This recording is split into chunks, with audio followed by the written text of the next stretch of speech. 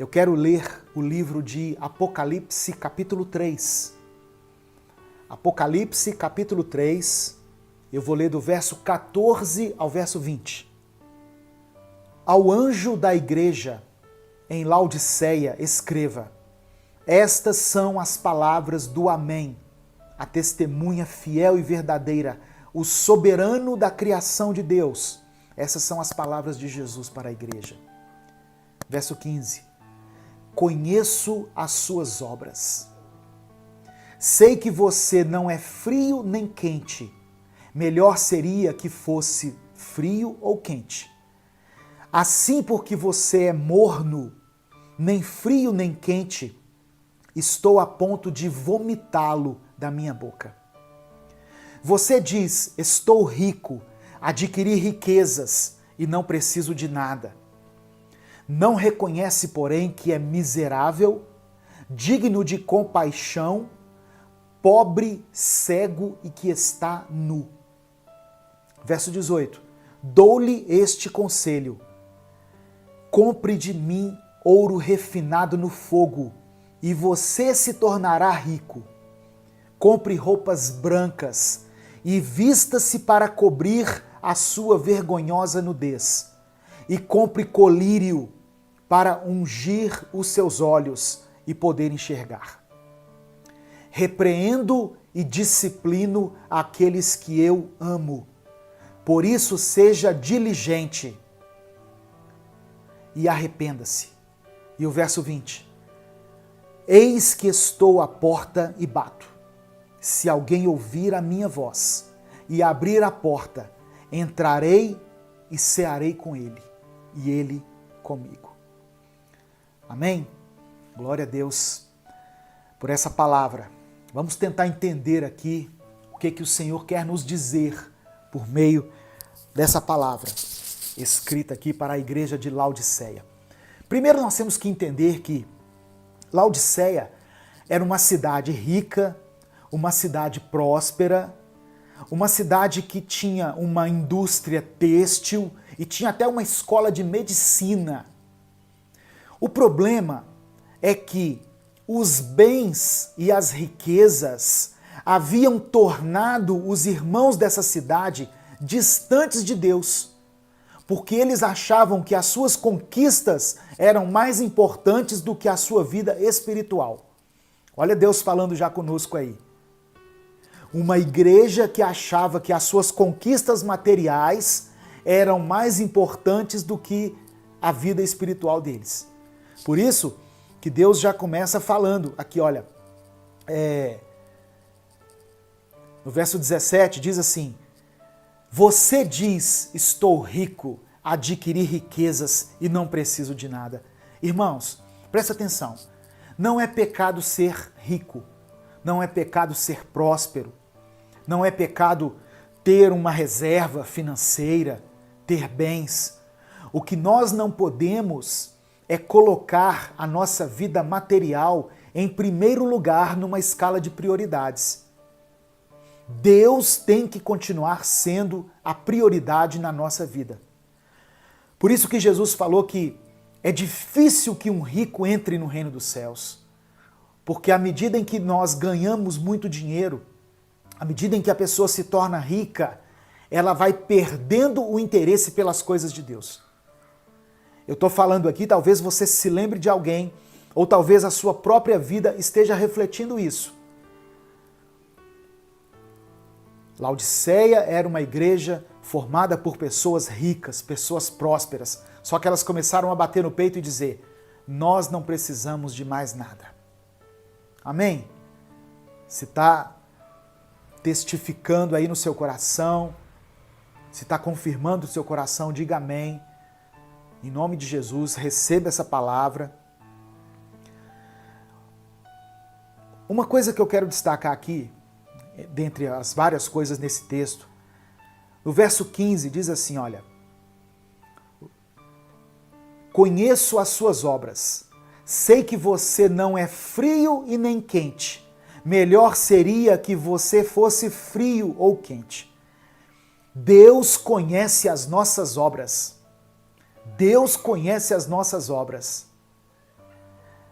As obras que nós fazemos à vista de todos, as obras que nós fazemos em oculto.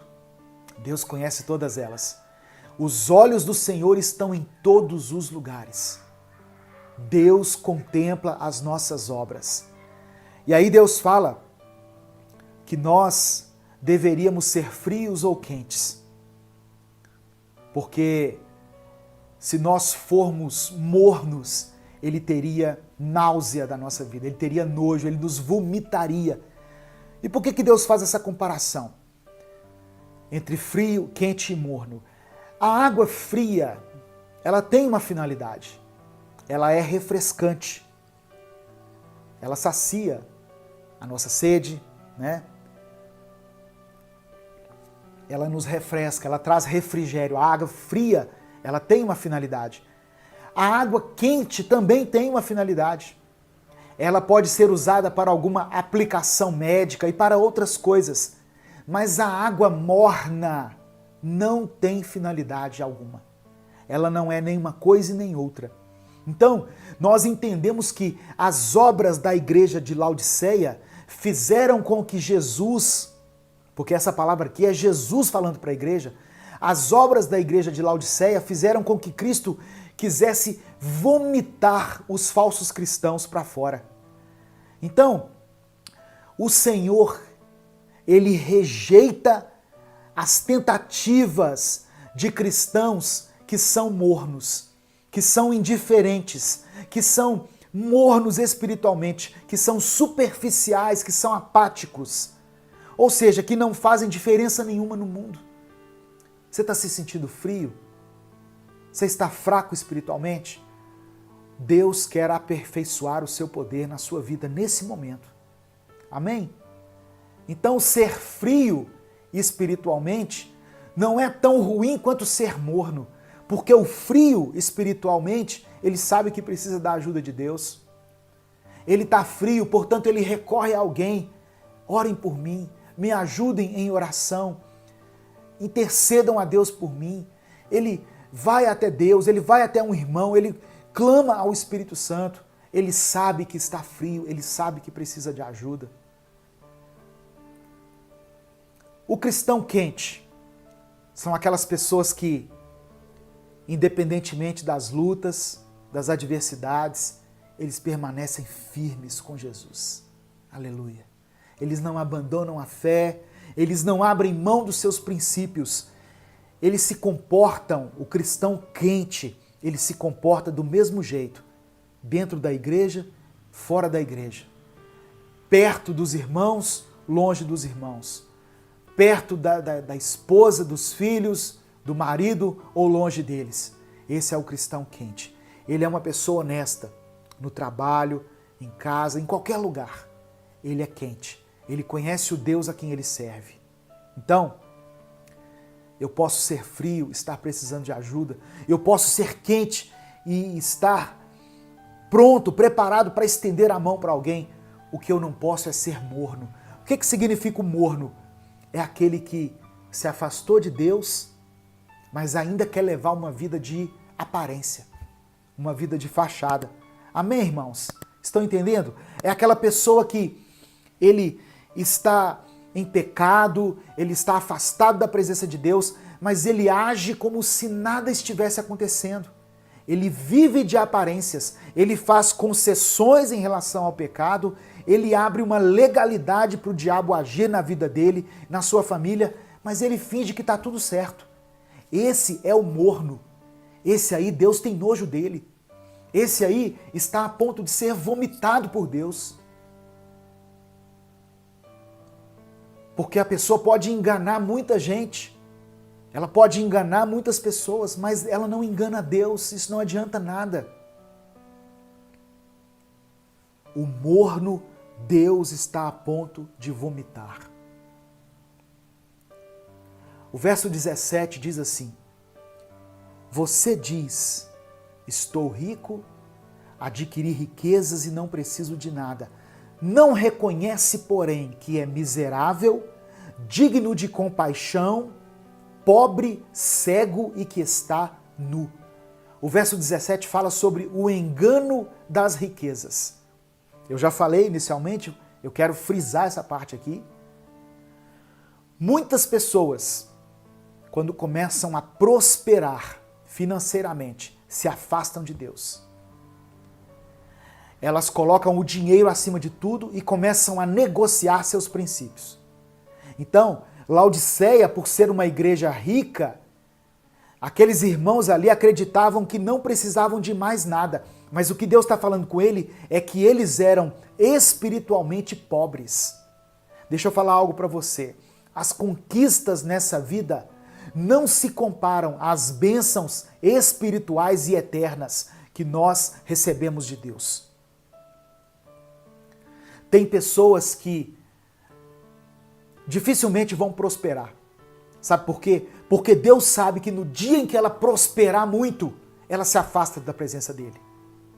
Então Deus vai manter você ali, com o suficiente. E glorifique a Deus por isso.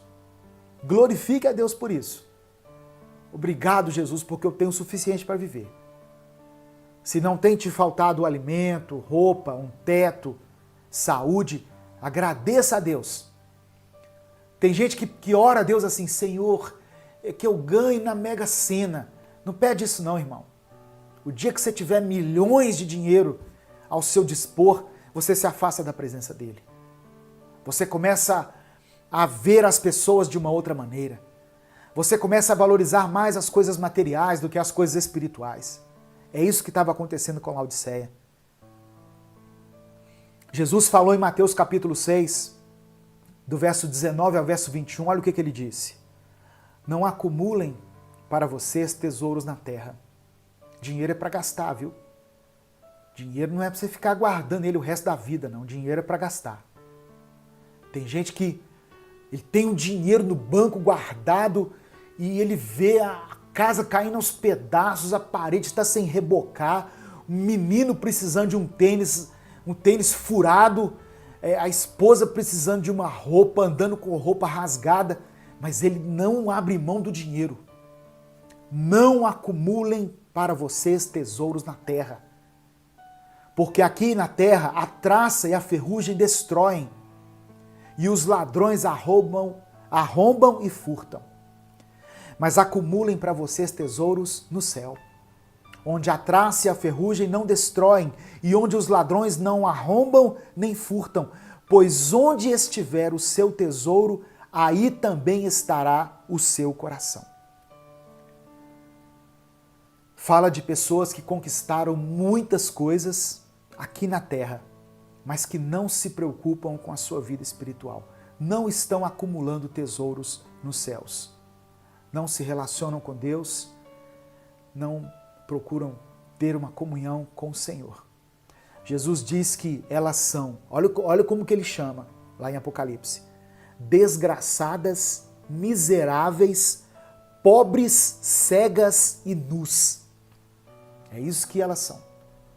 Pessoas que estão apoiadas na sua riqueza. Eu não estou falando daquele que é próspero, mas que continua temendo a Deus, servindo a Deus, abençoando outras pessoas. Não é isso. Mas aquele que está só acumulando riqueza e que colocou o dinheiro acima de tudo. Amém?